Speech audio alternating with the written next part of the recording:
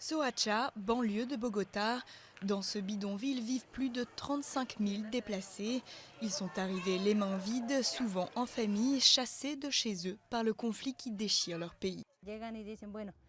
Personne ne te dit tu dois aller ici ou là, mais un jour quelqu'un vous dit tu dois partir. On te donne 2 ou 3 heures pour dégager, parce que si tu es là quand on revient, on te tue.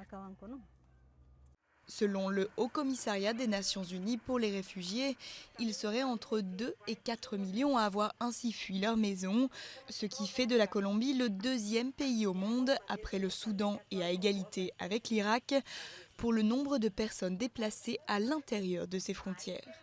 Des civils pris au piège d'un conflit complexe qui implique à la fois des guérillas d'extrême gauche, des groupes paramilitaires d'extrême droite et des trafiquants de drogue.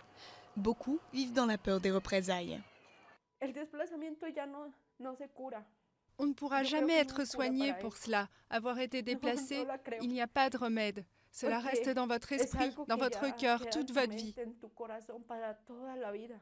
Ces déplacés se sentent souvent méprisés.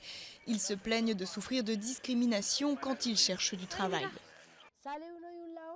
Vous courez d'un endroit à l'autre, vous trouvez un endroit où vous posez, vous essayez d'avancer, mais le gouvernement, l'État, vous claque la porte au nez. Le gouvernement colombien a approuvé une loi offrant une compensation financière à ceux qui ont perdu leurs terres.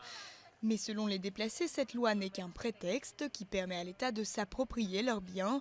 De plus, l'argent proposé n'est pas suffisant, selon eux, pour démarrer une nouvelle vie. J'ai 3 enfants et je suis seule. J'avais une famille et désormais je n'ai rien. J'avais une maison, j'avais tout et je n'ai plus rien. L'avenir de ces déplacés sera l'un des principaux points au menu des négociations de paix qui vont se tenir à Cuba entre le gouvernement colombien et les FARC. Mais eux ne se font guère d'illusions. La plupart ont perdu tout espoir de rentrer un jour chez eux.